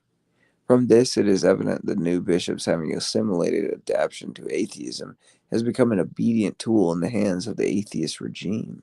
And this is the most ruinous result from the church of the long activities of the Metropolitan of then Metropolitan Sergius.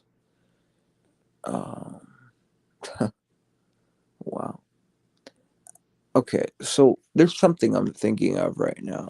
Now, there's a verse in the scriptures and it talks about obedience to rulers, right? So, um, let's see if I can find the verse real quick. Um, it might be like Romans 13 or something. Like,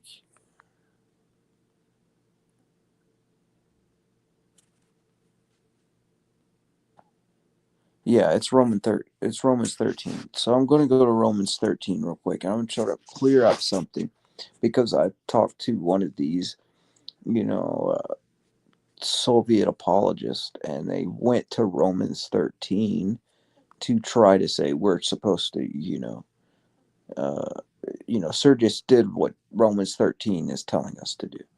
So it says here, it says, duties to the state. Let every soul be subject to the governing authorities, for there is no authority except from God, and the authorities that exist are appointed by God. Therefore, whoever resists the authorities resists the ordinance of God, and those who resist will bring judgment on themselves. For rulers are not a terror to good works, but to evil. Do you want to be afraid of the authority? Do what is good, and you will have praise from the same. For he is God's minister to you for good. But if you do evil, be afraid, for he does not bear the sword in vain. For he is God's minister, an avenger to execute wrath on him who practices evil. Therefore, you must be subject, not only because of the wrath, but also for the conscience sake. For because of this, you also pay taxes, for they are God's ministers, intending continuing to this very thing, rendering therefore to all their due taxes, to whom taxes are due, customs to whom customs, fear to whom fear, honor to whom honor. Okay, but here's the main difference here. Okay, to defy the civil government is to defy God. We accept that as Christians, for God works in and through the governing authorities. Okay, right? The principle holds true so long as the civil ordinance is not in opposition to God. That's the issue. When it's in opposition to God, it says, but promotes good works. When civil rulers are in direct opposition to God, the believers must follow God. That comes from Acts 4 and 19 and 5 and 19. Um, so that's the main point I was trying to get across with that is that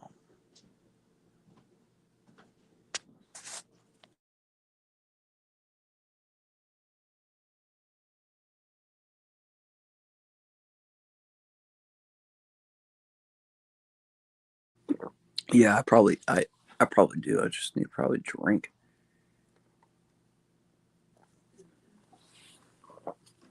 It's cold out here. And you're one to talk, reader, John. You got the worst voice I've ever heard. No, I'm playing. Um, okay, so okay, uh,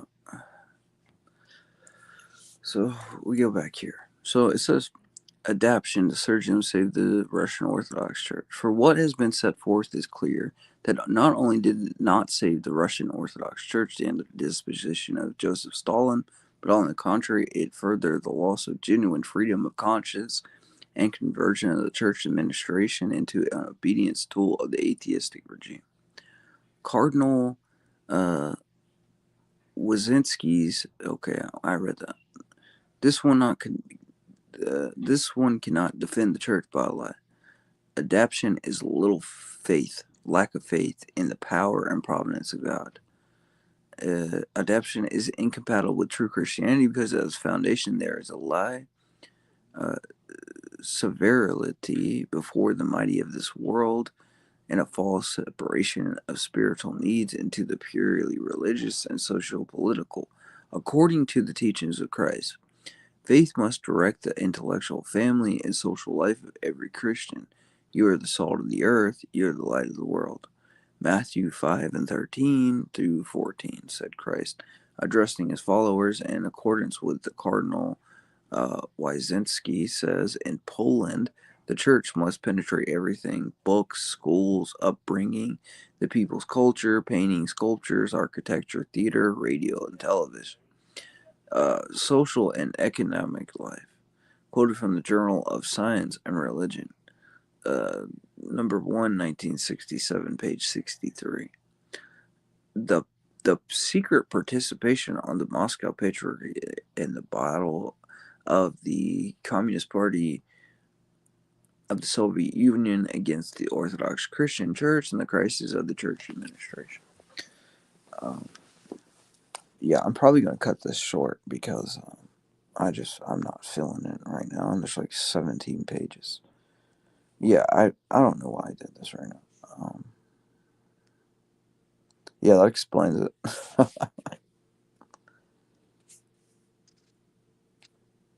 Okay, so uh,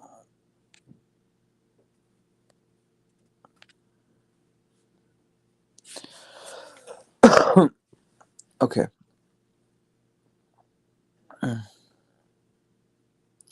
The majority of bishops in the period of 1960 to 64 withdrew from the battle against the wait. The adaptation which planted by the Metropolitan Surgery has resulted in the fact that beginning in 1960, the Moscow Patriarchate and the majority of the bishops objectively have secretly participated in all the actions of the councils for the affairs of the Russian Orthodox Church, participation directed towards the closing of churches, the limitation of the propagation of faith, and the undermining of the latter among the people. The majority of bishops in the period of 1960 to 64 withdrew from the battle against the illegal closure of churches and the legal removal of priests from registrations. The numerous complaints of the believers in the Moscow Patriarchate against the illegal closure of churches and the removal of priests from registrations remained without any answer. More than this, the MP itself issued a circular uh, a circular concerning the confusion in parishes which did not have sufficient income. As a result of abuse, many churches which did not have sufficient income were closed by this circular. Now the atheists who hold power, together with Metropolitan Nicodeme, affirm rely on this circular, and supposedly all the churches closed to the years 1960 to 1964 lack sufficient income. This is a lie repeated in an article in Karab Pavda of May 31st, 1961, with an open visor. Certain bishops, for example, Bishop John, have closed churches themselves and removed worthy priests. All this has become known from the letters of the Moscow priests in Aleshman and G. Yukun and the open letter of Korov believers and many other materials. An irrefutable proof that the Moscow Patriarchate has secretly uh, participated in the closing of churches is the fact that neither the bishops, with some exceptions, for example, Archbishop Armogen, who, however, was removed from the see by the Patriarchate, nor the MP has ever come out anywhere with a protest against the illegal closure of churches and the removal of priests from registration. What it is more to they have even come with a declaration that there was not no mass illegal closure of churches in the USR in the years 1960 to 64. Churches, according to their assertion, were closed because they did not have sufficient income. So they're doing these things. They're saying this isn't happening, and then they'll be like, "Well, I mean, if it did happen, it was because they just didn't have funds." Yeah. Okay.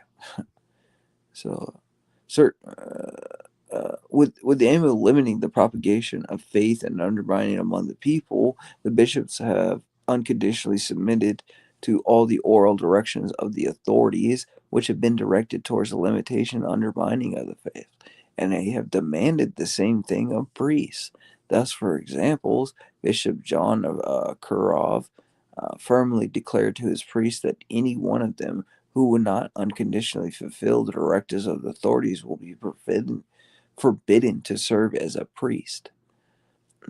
This kind of goes back, reminds me of something Father Joseph brought up of, like if you weren't a Freemason, you couldn't get to a certain, uh, spot in the Moscow Patriarchate. And we're seeing something very similar here talked about. It's pretty strange. Um, with the aim of the limiting of the propagation of faith, blah, blah, blah, unconditionally submitted to all the oral directives of the authorities, which have been directed towards the limitation undermining the faith. The patriarch itself issued a number of circular directed to the limitations undermining faith. Okay, so what I'm going to do is, if anybody,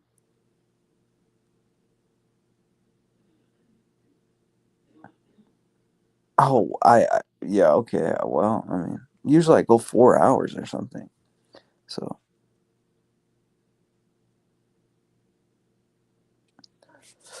I'm gonna open this up and then let people if somebody wants to come in and I guess talk about whatever we're talking about right now, and then I'm just gonna go from there. So um, give me 1 second.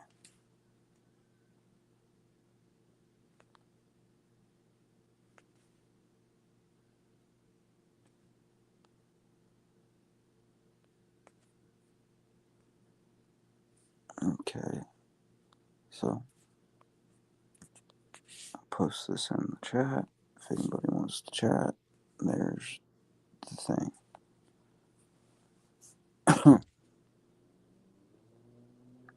Yeah, definitely. There's tons of stuff on Yandex.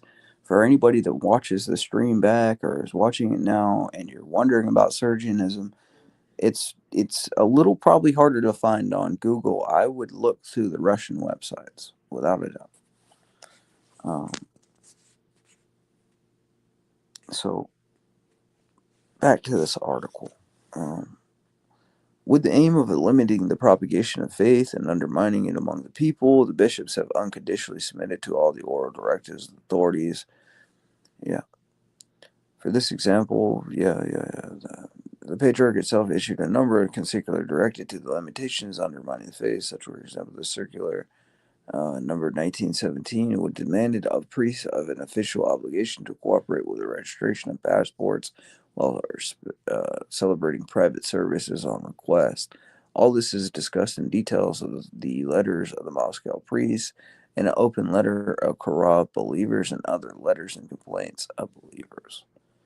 Um, you know, you know what I'm thinking of real quick, just to go ahead and get this out here so people know about this, and I'm probably gonna hop off because I'm not feeling hot. So I'm gonna return with an episode on this because I got too much information to cover to kind of end it this way. But it's just so people may want to read about this particular text that I was going to read from. It's called "The Bitter Fruits of a Sweet Captivity," um, by this person, Zoya Krakamalanakova, or something like this. I'll post the name in the chat um, of this because I think everybody should probably, if you're interested in this subject, uh, check this out. Check out this work. And there it is. It's called "The Bitter Fruits of a Sweet Captivity." So, yeah, it's a great book on Sergianism. So, I'll read a little bit from that, and then I'll leave. Okay. So it says, in this recent work of Zoya, with this weird last name I can't say, we hear perhaps the clearest voice coming from the consciousness of reborn Russia, reaching the West as an eloquent and profound manifestation of victorious apostolic church in full harmony of the 2,000-year-old experience of God's saints. The voice must be heard. The message must be understood if Christians are to survive the most subtle temptations of humanity. Sergianism.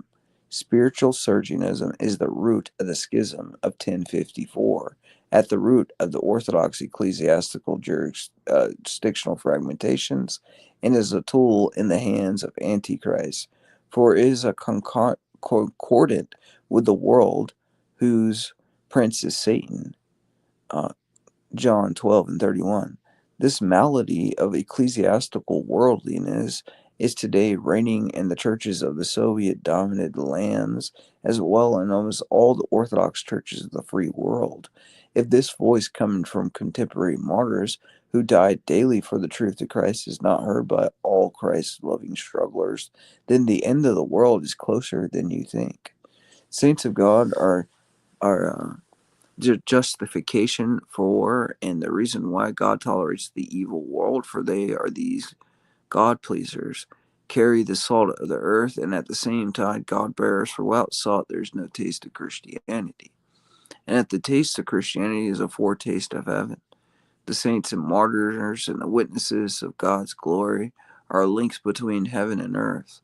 Without a knowledge of heaven, Christian struggle upon this sorrowful earth is meaningless. The 20th century has produced millions of Christian saints, mystics, and God-seers martyred by blood or by suffering, enriching heaven and sanctity the daily life of the devout Orthodox Christians upon earth, and yet they have been so brutally unrecognized, dismissed, persecuted, and silenced by the leaders of the ecclesiastical worldliness, who have thereby deprived the young God-thirsting generation, especially teenagers, and leading them into despair, escapes of intoxications, and we'll just say S. Yeah, you can kind of figure what that is. So SUI, something, right? Which occurs according to U.S. statistics every 14 minutes of the day and night. The world needs God's saints, and real and of flesh blood. This voice of the Soviet Union is a warning that the official leaders of Christianity are wolves in bishop's clothing, destroying the true church of Christ set amidst simple people. The author Zova Krakomalanakov is a Jewish convert to Christian Orthodoxy who was fortunate enough to be confronted at the beginning of her conversion with the concept of genuine saints, grace transmitters of ancient and recent times. Thus, she was informed in the healthy atmosphere of seeing the reality of the 20th century existence in the context of dwellers of heaven, saints and martyrs of the Russian Orthodox Church. She risked her freedom by beginning to collect and edit thick analogies of memoirs and candid narratives concerning saints and their writings. Such writings have been brutally destroyed by communist regime, being seen as a threat to the godless spirituality which Vladimir Lenin had installed to replace Christian orthodoxy. Zoya published her anthologies under the title uh, Nab- uh, Naders Abad, which means hope. I don't know the word. Thereby giving hope to millions. The periodical she compiled was published in the Free World, Germany, and smuggled into the Soviet Union. So some type of samizdak or something. It's distributed both there or throughout the whole world.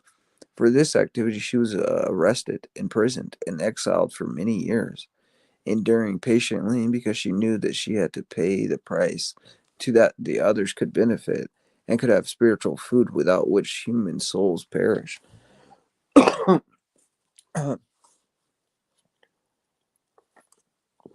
Since her recent release from exile, Zoya is fiercely fighting um, to have of abstract removed from her life spiritually that soothes the guilty conscience, but rather in the context of truth and freedom, of war against lies, double talk, and compromise with evil, of war with the spirit of Antichrist.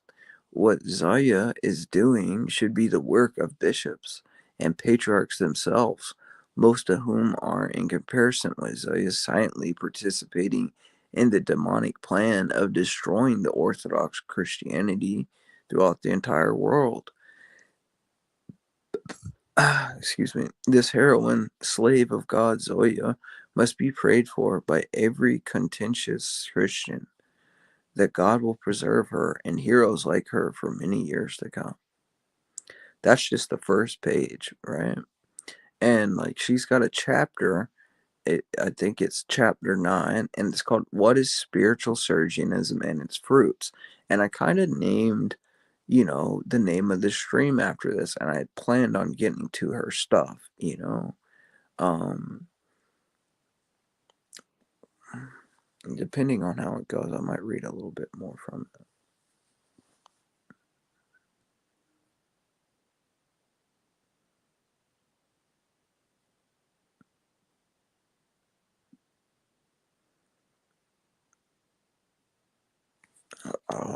I might have a link to this book so people can sort of maybe get a copy of it in some way. Let me see. I think I put a link somewhere.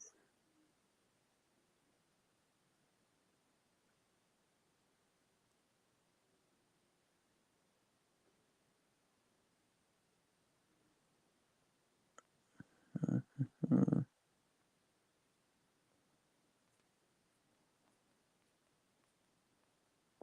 Anyways, I don't know. It's called.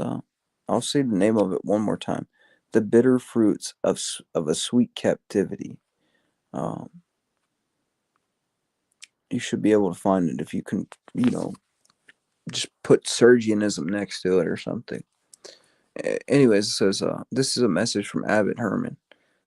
Uh, it says the message of hope that Zoe transmits, especially through the pages of this essay, is praiseworthy, not unlike that of her favorite saint, Saint Maximus the Confessor, who alone preserved the fullness of the truth when the whole of Christendom was in error. Following in the footsteps of this saint, this heroic slave of God, Zoya, has disclosed and attached a malicious heresy that may be called Strovocalism, which takes away the importance, the need of inescapable ability of carrying one's cross in order to save one's soul, and the fear of losing one's life for Christ's sake. That is at the core of the heresy of modernism, or deified comfort of the benefaction of the Grand Inquisitor. May our Lord preserve humble Orthodox brothers and sisters from a lack of love towards God and men, and become iniquity shall abound, and the love of many shall wax cold, but he that shall endure unto the end, and the same shall be saved. Okay, so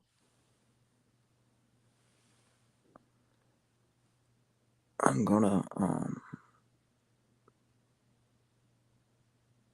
gonna read this first page of The Bitter Fruits of a Sweet Captivity.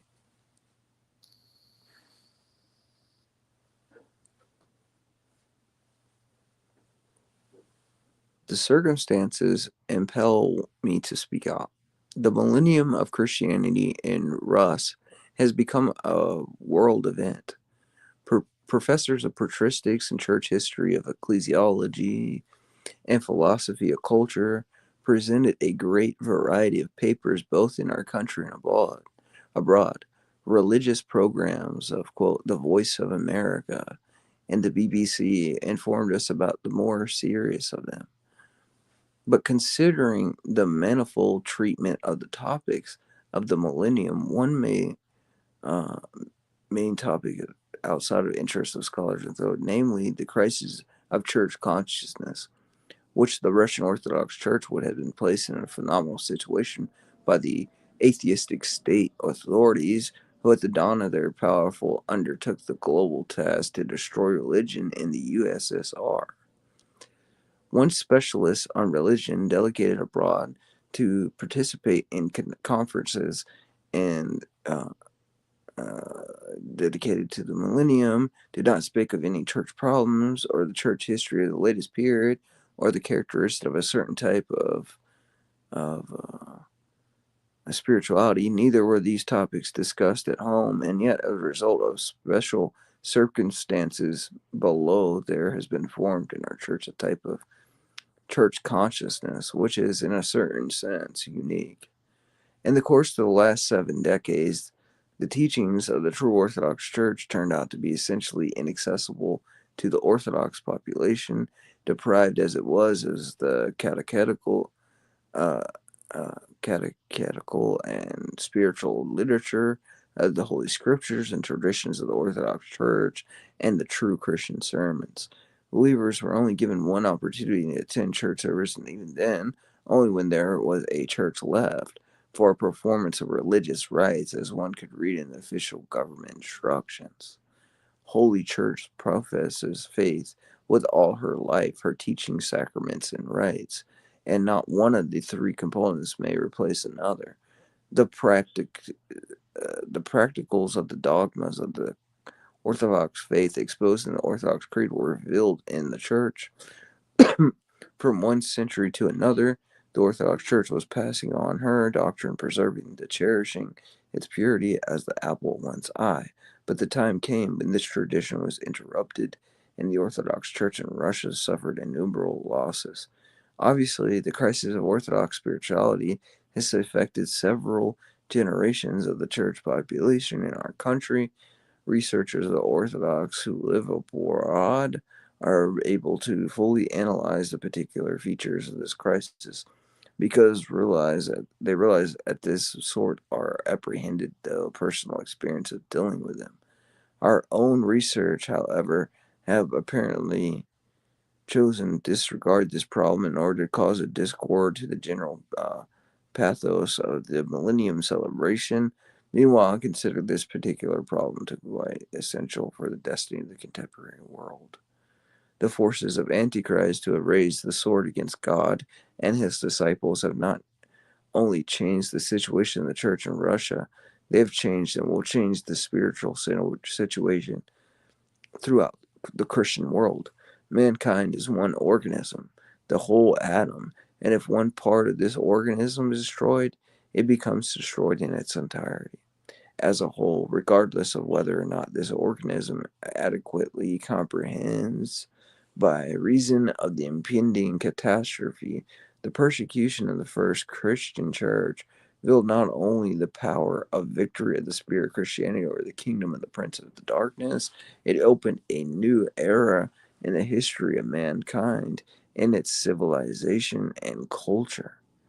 What then is the spiritual meaning of the unprecedented persecution being now experienced in Christianity in the 20th century?